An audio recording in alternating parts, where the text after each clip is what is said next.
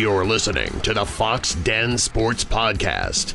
Now, here are your hosts, Todd and his three sons, Kellen, Garrett, and Gannon.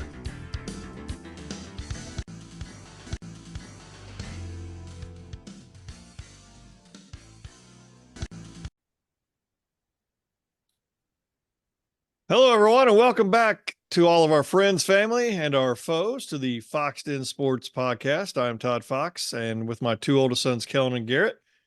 Gannon is at Grandma's right now. He got back in town last week, and he's at Grandma's putting some things together for Grandma. But Kellen, you were here last week, and you're already back. It's amazing how much time flies. That was already a week ago, which is absolutely ridiculous. Too quick, way too quick. And some good old Thanksgiving family time, a little bonding. But today's our 104th episode, and we got a lot of stuff to kind of get into. Lots happened since Oklahoma's 69-45 victory over the TCU Horned Frogs on this past Black Friday is what it was, the Black Friday football game. First reactions on that game. What do you guys have to say about the game as a whole? Stellar play by the offense outside of the one turnover, but other than that, production was great from rushing offensively. I mean, both sides, but the defense, I mean, just struggled. And I think we've been seeing that since the Texas game, really going back to last year's kind of culture of just not making tackles, not covering the gaps, letting people just blow right past you. It just doesn't make any sense to me. But one thing I was right about last week was taking Gavin Freeman off of the punt returning. Proved again that he should not be back there at all.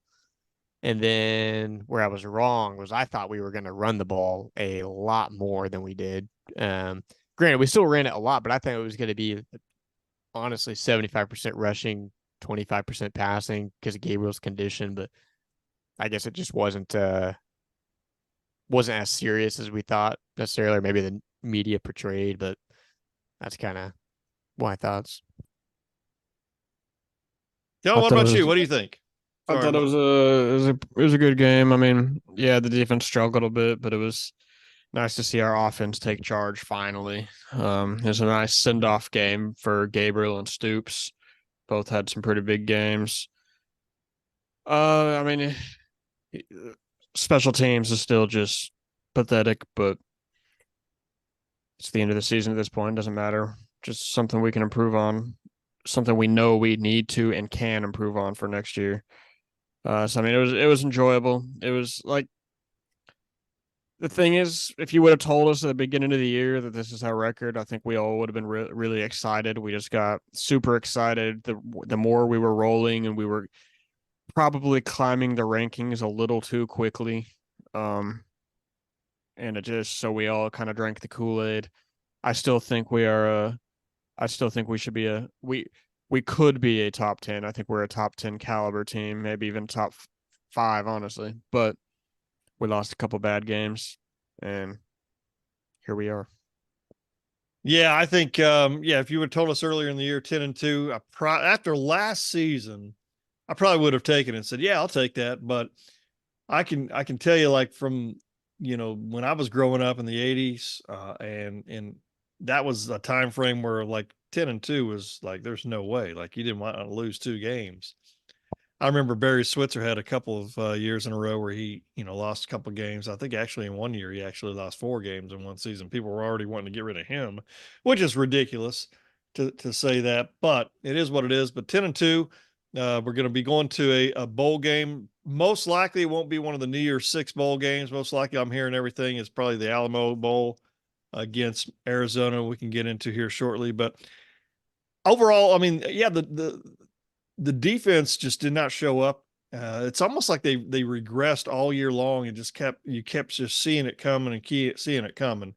So I don't know what the answer is there. I do know, I truly believe that once he starts, when I say he, Brent Venables gets some of those players that he's really high on, So those defensive line players, I think that helps out tremendously everywhere.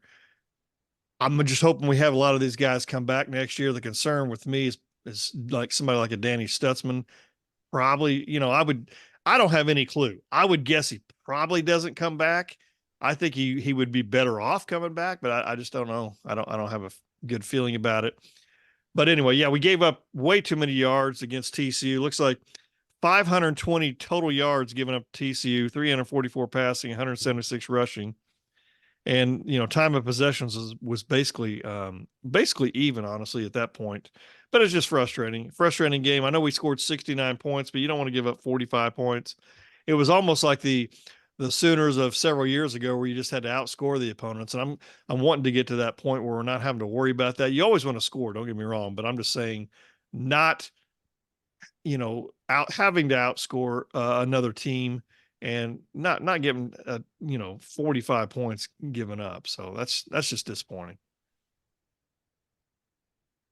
I don't see any way Stutzman leaves at Really? all. I hope No. not, man. I hope not. I think we'll lose not everyone. I think we'll lose like Woody Washington, obviously. Most all of our defensive line, which to be honest with you, they can go. So I don't even know how many sacks. They probably averaged maybe 1.5 a game. Like it was just embarrassing. Yeah, but for sure. And that's about it. I mean, Reggie Pearson in the backside probably gone as well. Key Lawrence maybe. But outside of like key playmakers, Woody Washington's probably the only one. Is Ethan Downs gone? Yeah, he'll probably be back. Back, yeah. I wouldn't even count him as. I mean, I know he was our leading sack this year, or sack guy this year. Yeah, but, we need a guy that's double digit, but maybe not even that, but just somebody that can definitely like put major pressure on the quarterback. You may not get double digit sacks, but you're going to put pressure on the quarterback, and they're trying to get rid of a little bit earlier, mess up some timing, whatever it might be. But I hope you're right. I know you're talking McCullough. Hopefully he'll have another year, obviously, under his belt with us next year. He's not going anywhere. You're talking about Kip Lewis. Kip Lewis. Yeah, he'll be back. Canick, not sure what will happen with him, whether or not he'll stay in linebacker or what. I don't know. But I mean, I just think the more reps these guys have and the more understanding, because I got stopped by an athlete at work a few weeks ago, or last week actually, for the game, and he was explaining to me how extensive Venable's playbook is and how hard it is. And if you want to, you can go online and pull up his playbook from Clemson, defensive, playbook from whenever he was defense coordinator at Clemson. But he was explaining how tough it is and how many different plays. And if the quarterback does this, running back does this, and there's 8 different kind of scenarios the defense has to play through, and it's just very difficult. And I think he's going to get some of those players that he had, caliber players that he had at Clemson. And once he does that, which I think we're headed in the right direction, I think we'll be better, and we're not going to have to try to outscore. I mean, obviously, when I say outscore, you know what I mean. Not just having to, oh my goodness, we got to score, even though it is the goal of the game, if that makes any sense. But to your point a minute ago, Gavin Freeman, love the kid. I think I may have said it last week or the week before. Man, he touched the first time he touched the football for OU, he ran for a touchdown. And then another time he did it, I think it was this past year, maybe one of the first times he touched it, he went for a punt return. And I think he's got so many people like, oh my goodness, this guy's incredible. And I don't think he's there yet. Can he be there? Possibly, but he's not that guy right now. They tried to do that little, I don't know what you call that play on him, the little reverse minute, whatever. And he never could get that right. I mean, they wanted to, and he's not going to be Drake Stoops, the second coming of him, in my opinion. I think Drake Stoops is a class all on his own. Fantastic football player he was. But yeah, we're excited for next season already. SEC, it's going to be tough. I know they've already shown that I think September 21st is when Tennessee comes here, and then Alabama comes here the Saturday before Thanksgiving. which that'll be interesting to say the least. At least we kind of have an idea on the date for sure. Got to win both of those games next year. It's going to be tough. But I mean, if we could go 10-2 next year with this kind of schedule, would you take it right now if you were told that you were going to be 10-2? Oh, 100%. 10-2 in the SEC next year is getting you in the playoffs. Yeah, 100%. Yeah, I agree. I think we go 10-2. Wow, man, that's going to be tough, I think. It'd be interesting. I mean, I think the toughest game we have is Alabama. And Well, yeah. I think we lose one between either Auburn, Mizzou, Tennessee, and LSU, Texas. Maybe LSU. Texas. I don't think LSU is going to be that good. So I think between Mizzou and Texas, I think is where we get our other loss, and maybe Alabama. But I don't know. I'm calling it now. 2 losses. Interesting.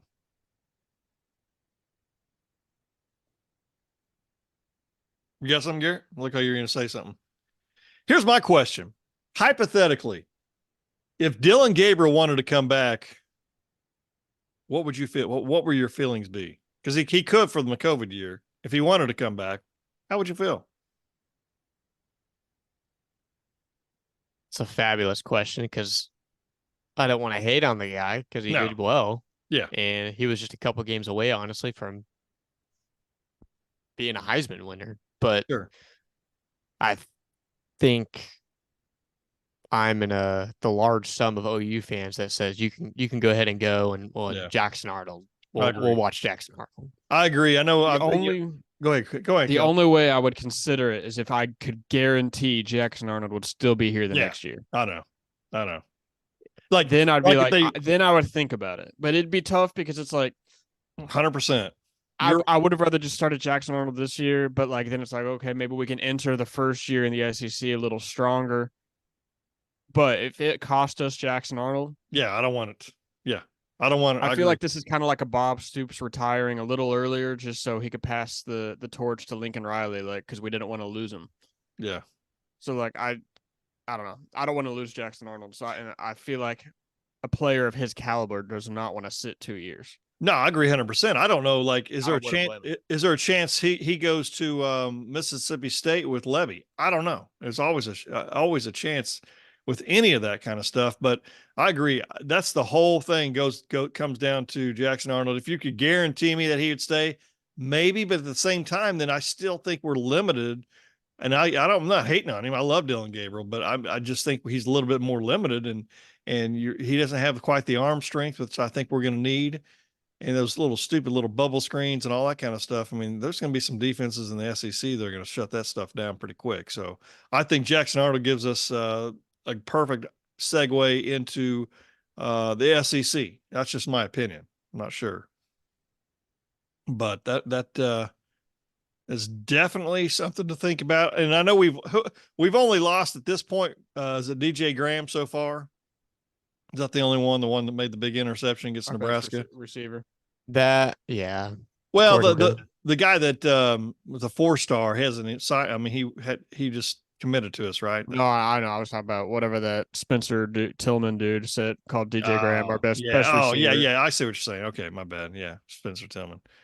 But no, anyway. There was a receiver that decommitted as well, which I don't know if that's what you were talking about. That's kind of what I'm trying to think of right there. But I mean, we'll see. Our receiver room is so stacked still, and honestly, that leaves us room to go out and get a couple guys. I don't know if I mentioned it last week, but with A&M with all their changes, dude, guys. If we could land some of those A&M guys, and then land the guy at Missouri, which I don't think.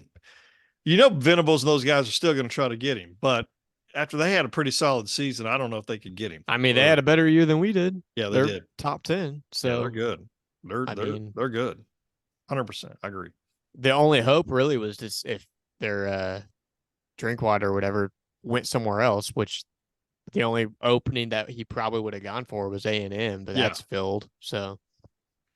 And then obviously Lebby took the head coaching job at Mississippi State, and it was just announced. Was it yesterday that they announced Seth Littrell and John Finley are going to co-offensive coordinators together, which is the crazy thing is that wasn't even on my radar. I didn't even think about Coes at all. I know we had the co-defensive coordinators whenever Venables and Stoops did it together for years. And then I know Venables, I think, and golly, the guy who coached Nebraska, I'm trying to think of his name right now. Bo Pelini did it for a little bit as well together. However, from what it looks like, Littrell will call the plays. And you start thinking like, okay, well, at first I thought maybe Joe John would go to Mississippi State with Lebby, but the thing is Lebby's going to call the plays there. And so I'm assuming what'll happen is Littrell within the next couple of years gets a head coaching job, and then Joe John jumps into the position all by himself. That's just a thought process. I don't know, but my concern with Littrell, only thing I really was concerned with is I don't know. I have no idea how good of a recruiter he is. I don't know the answer to that. I know he's coached at Arizona. He's coached at Indiana with Kevin Wilson, and he coached at North Carolina with Larry Fedora. So he's had some different, and he Texas Tech, I guess it was Texas Tech. Littrell was with Leach, so he's got a lot of good background. So I'm excited with that. I read an article today that just said like one thing to sum up is he will, in one word, he'll bring toughness to the team offense, which I like hearing that. I like hearing a little bit of toughness because I think that offensive line, I'm not bagging on them at all, but I really think that they need to be a little more tougher. I don't know what your guys' thoughts are. I just think these moves are showing like we're scared. Those are scared promotions because you don't want to lose players you have, and you don't want to lose players that you have coming in. Yeah. And so they don't even, and like you mentioned, Joe John might have left, which, I mean, who knows? Littrell might have left as well, because I know he was getting looks at from other places. So I think we were just like, oh, yeah, we got to keep these guys. So let's just put them co-offensive coordinator. I don't know how that's going to work. I have no idea. I've never heard of us or any other team doing that successfully, but that's kind of my thought process on. I think we'll be fine just from the talent aspect, but I don't like it. Yeah. And then I saw, I don't know how 100% accurate this is, but I'm seeing reports. Emmett Jones was promoted to the associate head coach. Don't really know, what that entails. What were you going to say? I looked it up, and it says is critically involved in all aspects of the program, is given specific autonomy, shares responsibilities with the head coach in key areas of the program, such as recruiting, coordination of play, stuff like that. So right. It sounds like he pretty much promoted everyone on offense to fill a void that Lebby left. Yeah. We'll see. I mean, Emmett Jones is easily our best recruiter on offense. Yeah. So you have to keep him. Sure. That makes sense. But I think DeMarco's pretty good too, but I think Emmett Jones probably just a little bit better. True. Right? I would say, I mean, DeMarco's brought in, talent, but Emmett's showing on the field he's making a difference, and also the quantity of players, and they're pretty quality as well. But it'll be fun to see again. And then we just got to I think we got to get some better offensive line play. I think get that shored up quite a bit, and that'll help alleviate quite a bit of unnecessary pressure that we've been having. We got to get the tight ends fixed, and definitely we got to get that kicking game fixed. Hopefully we'll find somebody in the portal. I was told by an individual we got a pretty good kicker coming up here. I believe it's maybe this next year, but it would be a freshman. I'm not sure. But speaking of kickers, Garrett, we had a question, I think it was last week, didn't we? Like somebody responded to us. Yeah, from Boomer Sooner 01 said, if the kicker is best in practice, why put in the next? It's a win now situation. So obviously he's referring, I think last week I was kind of, or maybe all of us were, but we were, bashing Schmidt because he hasn't done very well. Correct. And why not try another guy? So, I mean, for me, his comment makes sense, and kind of goes to DeMarco saying at the beginning of the year, whenever we were just rotating running backs, like he's going to play the guy who's showing up the best in practice. But to a certain point, practice isn't the game. Like I know Venables preaches that you can practice the pressure and everything like that, but it's not the same. It's really not, especially the kicking game. And you don't have a special teams coach, so like, I guess probably just off by himself doing who knows what. I mean, I have no idea. Probably not, but Yeah. You can make a kick all day in practice with no pressure, but when the game's on the line, it's completely in anything, not even just kicking, but like when something's on the line, it's completely different than practice, like, or a simulation. Like, once you lose that confidence, like, yeah, I don't care who's practicing better. You just got to get somebody else. Like, for all you know, one dude comes in there and drills one, and all of a sudden his confidence skyrockets, and he's the next big thing. Yeah, I mean, and starting somebody else wasn't going to do anything, wasn't going to hurt anything. He was already missing kicks. Well, can't get worse than that. Yeah. Late game is completely different. I think of like, I mean, you could be in a basketball game, you could miss all these these baskets, but come down to the last 30 seconds, your team's like, okay, this is still our best guy, most clutch guy. And so make the shot. But it's just different when you haven't been proven to be a clutch guy. And yeah, and like you mentioned, like he has no confidence in his ability to make a big time kick. So why would he?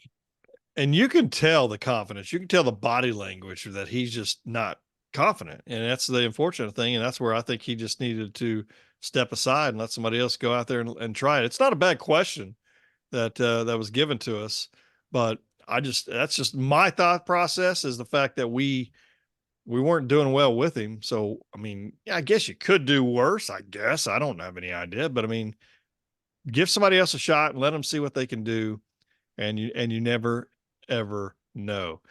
But I know we do appreciate the comment. We'd like to get more comments in there, and we can read those off the next week. And then Garrett, you were saying like and share our YouTube video. Is that correct? You were telling me offline, I believe, to like and share it. Like, the more, like, if you're watching it, give us a like. And that way, the more likes we have, the better we help benefits us and helps us get out there in front of a lot more faces in order to grow this podcast. That'd be great. I appreciate it. Thank you so much.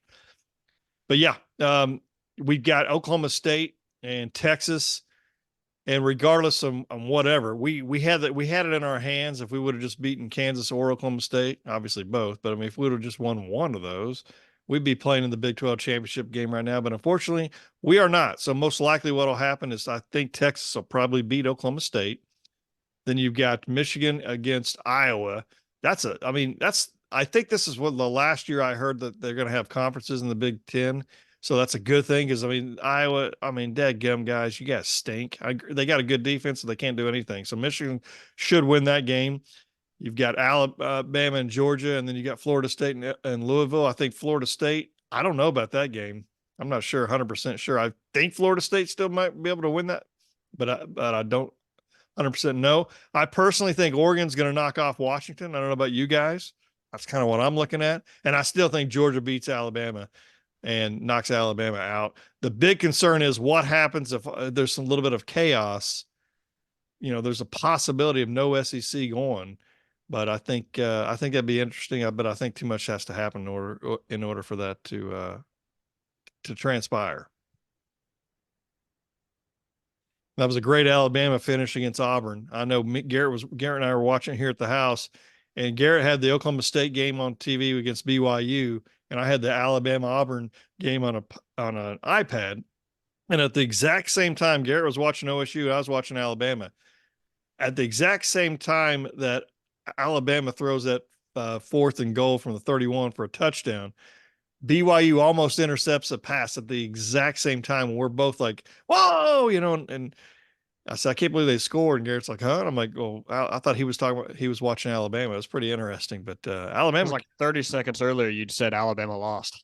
Yeah, exactly. It was just amazing. Cause I thought it was over. And I was all excited for Auburn, and then you didn't have to probably worry about a little bit of craziness going on, but anyway, it is what it is. It's college football. It's fun. And then it goes down to the final week as usual. It'll be interesting to see next year, whenever there's a 12-team playoff, how they'll look at it. I guess teams 13, 14, and 15 will all be crying that they didn't get in, most likely. But well, yeah, we would have been like, oh, come on, put us in. Like, we would have been one of those teams on the verge this year. Yeah, 100%. But is what it is. And I'm looking forward to, I mean, even though I still think the SEC and the Big Ten and even the Big 12, to be honest with you, are too large. I think they're going to be too big. There's going to be a lot of good football to watch next year, every single week. A lot of different good games that are going to be played. And let's be honest, like if you were guessing right now, I mean, how many programs do you think realistically can win the national championship? Realistically, do you think it's 10? Do you think it's 20? What, like realistically have a shot at the championship? I don't know what your guys' thoughts are. I mean, just shooting it off the top of my head, I'm probably thinking maybe 15, if that realistically have a shot to win the national title. This year? No, next year. I'm saying like with a 12-team playoff. You know what I mean? Like because you're getting these conferences. I'd say 10. Yeah, you're going to have mega conferences. And some of these teams stink that are even in those conferences. I mean, you're going to still have the ACC and you have the Big 12. But think about the Big 12. They're going to be good at basketball, really good at basketball for sure. And then I'm looking forward to seeing how Utah does when they come in. I think Utah will be pretty good in that league. That'll be fun to see for sure. Prime time comes, but Colorado's lost a lot of commitments and the coaches leaving, and so that's going to be interesting to see how they all recover from that. Everything I'm looking at still has us projected in the Alamo Bowl against Arizona. Yeah, Arizona. Which would be the most boring bowl game I've probably lived through. Like, I mean, come on. I know, but I'm just telling Arizona. I think they're going to be better. Joke. I think they're better than what you think, and I think they could give us a tough game. I truly do. You don't think so? No. I can see that game going like 45-20. I don't know. Our defense, the way they're playing, I don't know. But you give Venables multiple weeks, and going back to last year, right. Which, I mean, the worst team we've seen in forever competed with the team that's about to be in the playoffs. So, no, you're right. I mean, we did really well against Florida State. We could have easily won. I shouldn't say should have. We could have won that game. Yeah, we could have won that football game, and then that's for sure something to think about. Do you think Florida State deserves to be, if they win in the playoff with their quarterback being out, their main guy, or do you think it should take an Alabama, Texas, over them if possible, if it happened? I mean, you'd have to do say Washington wins, say Georgia wins, say they win, and say Michigan wins. That's the four you have to do. Yeah. It just gets interesting whenever there's a couple one-loss teams that should also maybe be in there. I truly think Oregon's going to win. I really do. I think Michigan's going to stomp all over Iowa. Georgia, Alabama is always a good game, but I still think Georgia squeaks it out. Kellen, what do people saying in Georgia right now? You got some buddies down there, or over there, whatever it is? Anybody who's a Georgia fan says they're winning. Anybody who's not a Georgia fan says Alabama's going to win. So yeah, 100%. I think Georgia wins. Like, yeah, I do too. Alabama got on a hot streak, but Georgia's still been. I don't know. I think Georgia wins. It's hard to say. I mean, I think it'll be a good game. It's always a good game, and Alabama was one game away from being undefeated, and they lost against a top 10 team, and that's the only. So it's like, yeah, but also they just barely beat Auburn, and they barely beat that's my South thoughts. Alabama or something. That's like my big South thoughts. Florida. Is like y'all barely on a miracle play did you beat Auburn? So like.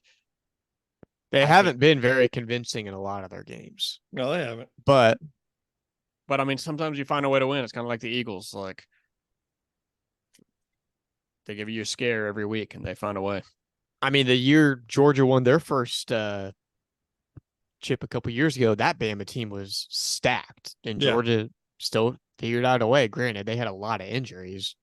Bama did with the receivers and such, but yeah, like, I mean, you never know. These two teams easily with some of the best. That'll be the best game. It's gonna be fun to watch. It always is. It's gonna be fun to watch.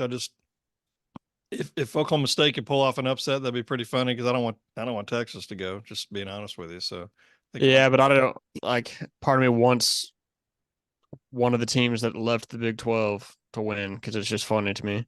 I want that to be us, and it can't happen. So I just don't want Texas. I don't want any kind of them to be throwing it in any Because recruit keep in space. mind, that's the team we still have to compete with. Yes. That's the main reason why. Yeah, but then Yes, it's like, Oklahoma State fans we live close to, and they're annoying as ever, but like we're on the field. Yeah. And like you said, on the recruiting, that's what matters. Exactly. 100%. I agree.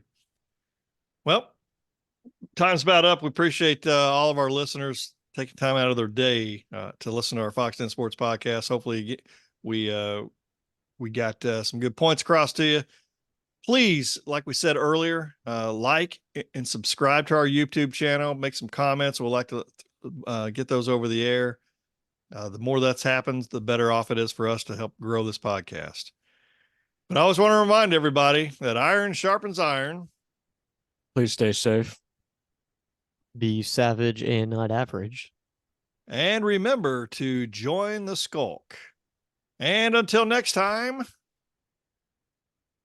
goodbye, Bye, everybody. Boomer. Center.